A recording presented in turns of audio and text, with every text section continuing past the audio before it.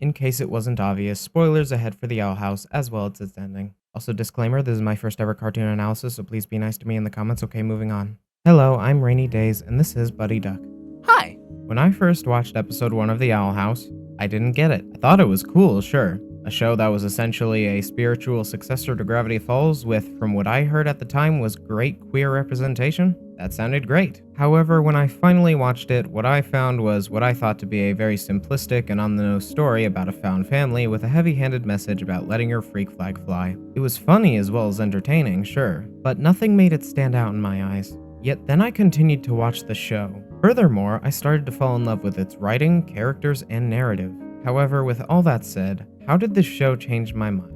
How did the show take what at first I saw as a basic cheesy lesson and turn it into something beautiful? Despite my criticisms of the first episode's writing, it did a great job of introducing a fun and interesting main cast. Luce is your typical teenage geek who doesn't quote-unquote fit in. She's a fun main character who the show's target audience likely can or did relate to at some point. From the beginning, we're shown that despite how others may judge her, she stays headstrong. She's still determined to be herself, as well as have fun with her weird, nerdy hobbies and interests, even if they can get out of hand sometimes. No more weirdness! That doesn't count, right? What I love about her character in particular is that just as much as the slowly built-up conflict of the show's overall storyline drives the plot, Luce earns her title of main protagonist by, for the most part, positively affecting everything and everyone around her in a way that feels natural and moves the plot along. She's just like me for real. From the very beginning, it's apparent that just because she doesn't apply herself in ways that most would consider worthwhile, that doesn't make her any less capable. In the human realm she struggles, on the boiling isles she thrives. Well, for the most part anyways. No! My weak nerd arms! She even manages to quickly make friends, then again making supposed enemies as well. It seems that almost every character that Luce comes into contact with turns out to be a better person by the end of the series, if you ignore half the antagonists, that is. So how does she work her magic, Pun totally intended. to help all of those characters improve along with coming into their own as people? Simple. She stays true to herself and tries to see the best in others. Through her own dorky means, she helps others see a world outside of their own, literally and figuratively speaking. Even in episodes where she isn't the star, her positive influence on others shines brighter than ever. However, when her mentality doesn't work out and people get hurt, she does what a lot of teenagers tend to show at some point, just a little bit of self-loathing. Never existed. She puts on a happy face and hides from others her self-doubt. She promises to give up her life of fantasy because her mother was worried about her. She found out that she was the pawn in a scheme leading to genocide. We see her break down over the course of the end of season 2 as well as the beginning of the final season. The once optimistic geek that the show has built up as such an unstoppable force is now an insecure, self-deprecating mess who is blaming herself for everything. Yet in the end, what it really takes for her to come to her own senses is her own mother showing her true self, or at least who she used to be. Camila is kind of thrown out of the picture quickly. She's still mentioned more and more as the series goes on up until her return in season 2. However, her significance to the plot throughout season 1 isn't really there.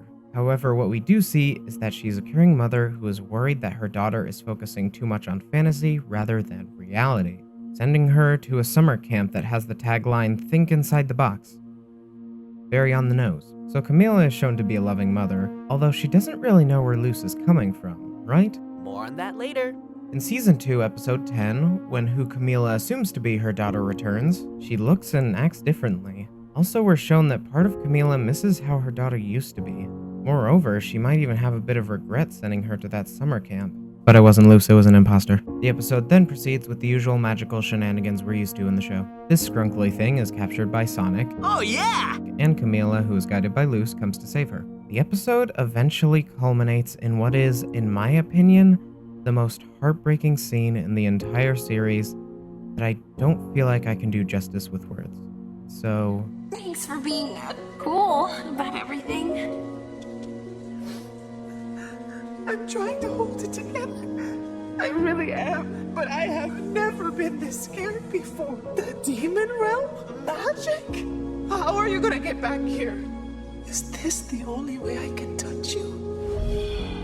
I need a little more time, but if I keep working my hardest, I will make a working portal. I promise. As scary as this is, it really does seem like you've matured. Yes, I've learned so much. Staying here was the best decision I ever made. You chose to stay there? Oh, Were you trying to live out some witch fantasy? Did you hate living with me that much? come on, no! No, not yet. Not yet! Ah! I'm being pulled back! Baby, no. When you come home, promise you'll stay here. I didn't mean to push you away. I swear things will be different. Mom, it's not you. It never was. Promise me, Luz, please. Okay, Mom. I promise.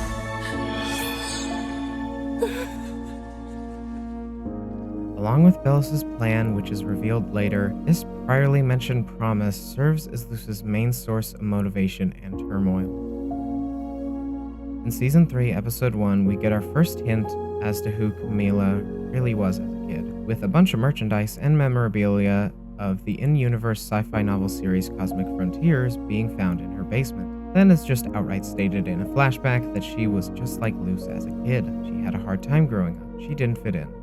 She was a weirdo, just like her daughter. Because of that, she first showed full support of Luz's weirdness.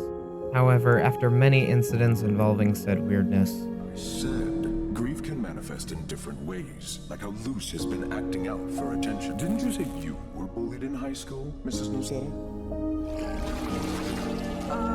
Yes, but Luz hasn't made any friends, her grades are inconsistent, and I heard she brought a live snake to school.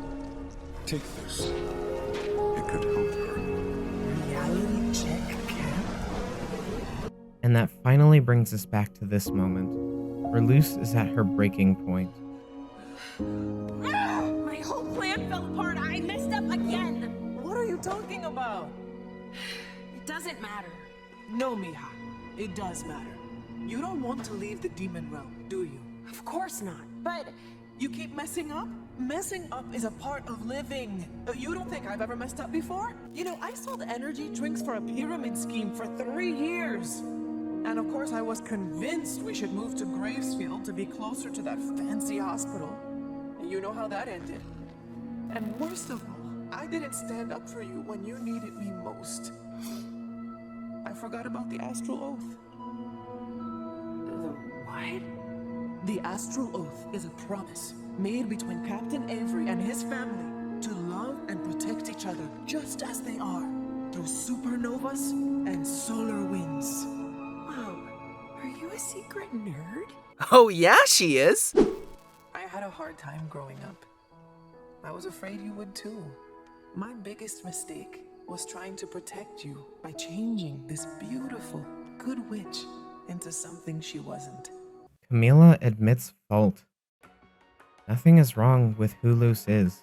There never was. That is how the Owl House told a simple message in a beautiful way. Embrace your individuality. Celebrate your uniqueness. Don't be afraid to be different. Be true to yourself. To put things simply, be yourself. We currently live in a world where people are criticized for having certain beliefs.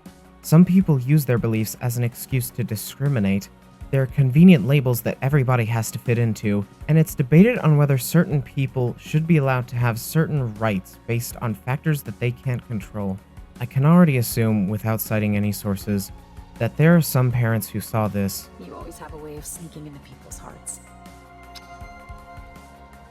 and swore off their kid from watching the Disney Channel, likely even confusing their children as to what was wrong with that show in the first place. To those people, I ask, at what point is your child allowed to be their own person and not just what you want them to be? I believe that this show's message is so important in this day and age, especially to children who have to grow up in such a confusing, hate-filled world. Be yourself. If it worked out for this good witch, then it may just work out for you. Weirdos? Anyways, I'll get off my soapbox now. Thank you for watching. Bye!